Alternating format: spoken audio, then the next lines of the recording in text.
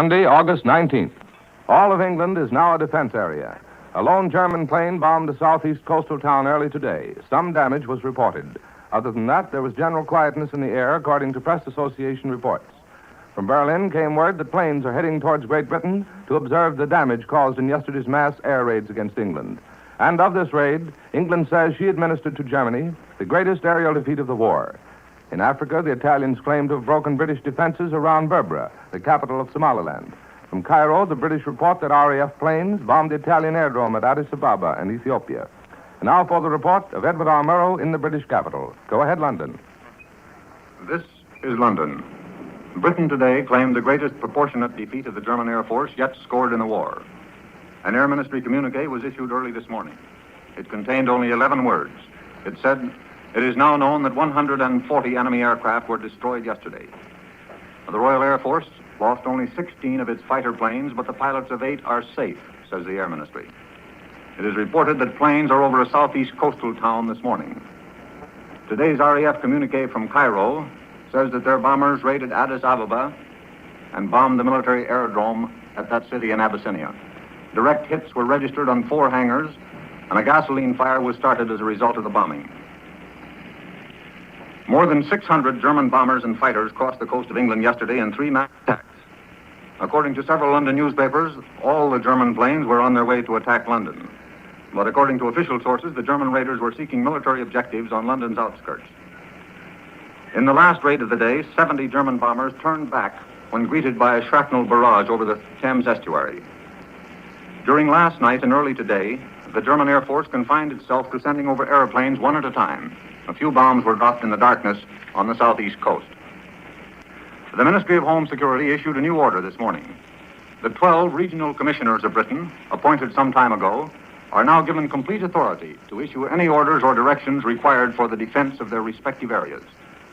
This means, in effect, that these 12 men are dictators, and if communication should be broken by a German landing, they will be able to act on their own authority. This new order is a precautionary measure and places no immediate fresh restrictions on public freedom. The London press this morning is unanimous in its welcome for the creation of the American-Canadian Joint Defense Board. There is not a great deal of speculation concerning the implications of this move, but the general impression given to British readers is that it is the first step towards a complete military alliance between Canada and the United States. The opinion is current in London that the United States will secure, probably by lease, military bases in British possessions to help guard the approaches to North America.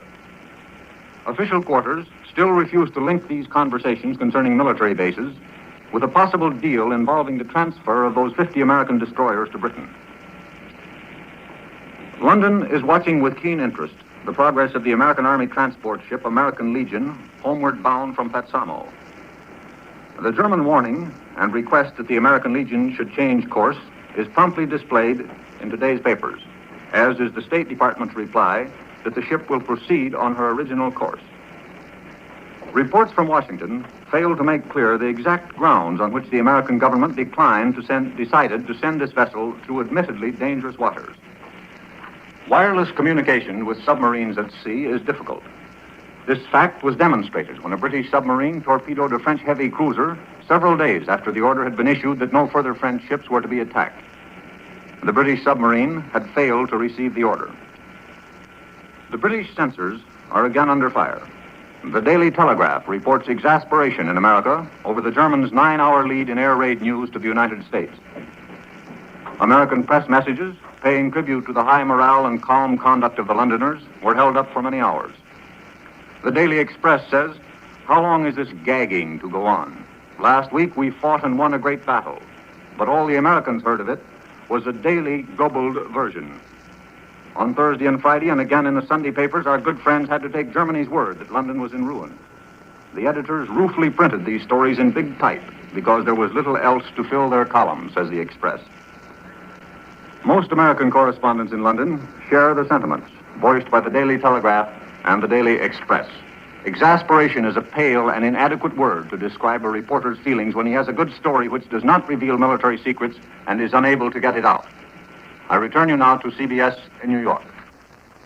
That was Columbia's report from London by Edward R. Murrow. Here's a dispatch from Basel, Switzerland. British airplanes early today bombed an aluminum works across the border in Germany from Rheinfelden, Switzerland. Now the news from the German capital by Edwin Hartridge. Go ahead. This is Berlin. Last night, German planes attacked oil depots in the London area, ammunition factories at Norwich and Essex, and the harbors of Milford Haven, Avonmouth, Bournemouth, and Weymouth, according to the High Command communique just released. Airfields in South England and those near Liverpool were also bombed, it is claimed here. The Germans state that yesterday and last night, a total of 147 British planes were shot down, of which 23 were destroyed on the ground or by anti-aircraft fire. Also, the British Defense Forces are reported to have lost 23 barrage balloons, while for the day and night operations, the Germans say they lost only 36 planes. The German government has sent the British government a note through the Swiss diplomatic service regarding parachute troops and their operations. This is in answer to a British note sent the same way on May 13th. At that time, the British government told Berlin that if parachute troops were dressed in a recognized uniform, they would be treated in accordance with international rules covering enemy soldiers. But if German parachutists were disguised, they would be treated accordingly, as spies are disposed of. The Foreign Office here this morning, in disclosing this diplomatic exchange, gave the details of Berlin's answer. The German government pointed out that parachute troops wear a recognizable uniform that was displayed at parades as far back as 1936. They are legal combatants according to all international laws, it was stated. And then the German government warned the British that if parachute troops suffered any illegal treatment, that reprisals would be taken on British aviators now in German prison camps. If adhering to its course, the United States Army transport, the American Legion, entered the danger zone at 5 a.m. this morning, while en route from Petsamo, Finland to New York. This danger zone was so identified by the German government in a warning sent to the American embassy last week. This area lies to the northwest of Scotland. The transport American Legion is scheduled to pass through a channel between Cape Wrath at the northwest corner of Scotland and a small island formation of Rona. The ship will clear this danger zone by tonight, we understand here, provided that it encounters no difficulties. As you will remember, on Saturday, the Germans announced that they could assume no responsibility for anything that might happen to the American Legion. The official news agency stated here that the American embassy had asked for a guarantee of safe conduct for the vessel, but this was not granted. The German press this morning is mainly interested in the foreign policy statements made by one Wilkie in his acceptance speech at Elwood, Indiana on Saturday night. All published stories this morning report that Mr. Wilkie severely criticized President Roosevelt's foreign policies as bringing the United States to the brink of war without consideration of the wishes of American citizens. But there is little in the press this morning about another American development, that of the announcement of the formation of a joint defense council for the Canadian and United States governments. This was disclosed by President Roosevelt and Prime Minister Mackenzie King the other day. However, some hint of Berlin's reaction can be found in what the German radio had to say this morning. Quote, "This decision of the United States President and the Canadian Prime Minister constitutes the incorporation of Canada into the political system of the United States. And Canada, like the Philippine Islands, is placed under the military guardianship of the United States government." And there's one other American item in the news this morning. The propaganda ministry has placed a ban on all Metro-Goldwyn-Mayer films in the Greater Reich, effective August 15th. MGM's Roaring Lion is accused by one paper of being a first cousin to the British Lion. This paper states, quote, that he tried to equal his British relative in propagandistic agitation against Germany, end of quote. This is Edwin Hartridge, returning now to Columbia in New York. This is New York. Columbia now switches you back across the ocean to the Italian capital for the latest news reported by Cecil Brown from Rome. Go ahead, Rome. This is Rome. Italian troops have broken through the second line of British defenses in British Somaliland. The High Command has just announced that the British forces are in full retreat toward their transport ships at Barbara. These ships are being heavily attacked by Italian bombers. One British plane has been shot down by Italian fighters. The town of La Farouk, about 40 miles from Berbera, has been captured. The fascists appear to be moving on Hamas, about 25 miles from the capital of the British colony. It's expected that a secondary column of the Italian forces will converge with the main column at Hamas for the final push on Barbara. At the same time, a third column is advancing from Zara along the Gulf of Aden toward Barbara for a pincer movement. Fascist circles consider the British retreat as the collapse of all British resistance in Somaliland. The British took the initiative in the air in the Anglo-Egyptian Sudan. They raided their former post of Kassala, now the advanced Italian position in the Sudan. The Italian High Command says there was neither damage nor victims. Kassala is 18 miles from the Ethiopian frontier. The British also attacked Addis Ababa, the capital of Ethiopia, causing the death of 2 persons and injuring 5. The communique reports the bombs hit some sheds containing old equipment. The Italians raided Sidi Barrani, the British base in Egypt near the Libyan frontier. The communique reports an attack also was made on Sorghum, hitting encampments and motorized units. Sorghum is an important British concentration also near the Libyan border. All the Italian planes were reported safe after their attacks on Sidi Barrani and Sorghum. 3 cities in northern Italy were raided by the British again last night. At Milan, the High Command reports 3 bombs struck a dwelling and others fell in open country. Bombs were dropped on Cuneo and Turin, both near the French frontier. Only minor damage was caused, said the High Command, and there were no victims.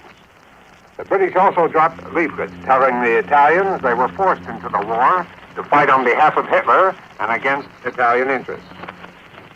It's indicated here that Italian submarines may participate in what is called the total blockade of Britain. Yesterday, it was announced that a fascist submarine had torpedoed a 9,000-ton British tanker in the Atlantic. This was the first word that the Italians had forced Gibraltar, even under the sea. There's no way of telling, of course, how many fascist submarines are on the other side of Gibraltar. One newspaper points out this morning that the British control of Gibraltar cannot impede Italian submarines from freely negotiating the strait. Mussolini's own newspaper, the Popolo d'Italia, considers the Nazi blockade of England as the first measure in the new program to crush Britain. Here's how the Duce's paper expresses it. The revolution must save Europe and civilization at any cost. If, to save it, the paper adds, England must be destroyed, it will be destroyed. The Popolo di Roma says that in all the world's newspapers, not a single voice was spoken in favor of England and against Germany for the blockade. This shows, claims the paper, that Britain is politically and morally isolated. The fascist press claims a great victory in repulsing the British naval and air attack on Port Bardi in Libya yesterday. Bardi is near the Libyan-Egyptian frontier. We're told here this morning that in the British Armada, there were 4 cruisers, 8 destroyers, and an aircraft carrier. British fighter planes shot off the carrier's decks and were engaged by Italian planes. At the same time, the ships offshore poured 300 shells into Bardia and the surrounding area. 7 British fighter planes were shot down, the High Command said, and 3 Italian planes failed to return. It's reported today, however, 2 other British fighters were destroyed, bringing the total to 9. Some of the British ships were said to have been hit by bombs. This is Cecil Brown in Rome. I return you now to CBS in New York. Here in New York is a dispatch from Shanghai. There are indications that the negotiations between American and Japanese military leaders in Shanghai are hopelessly deadlocked. The two are at odds over control of the British defense sectors of the international settlement. And this morning, Rear Admiral Thomas Hart, who commands the United States Asiatic Fleet, announces that the dispute now is the subject of negotiations between Washington and Tokyo. And with this news, Columbia concludes this morning report of European developments. Edward R. Murrow reported from London, Edwin Hartridge reported from Berlin, and Cecil Brown from Rome. Larry Elliott speaking. This is the Columbia Broadcasting System.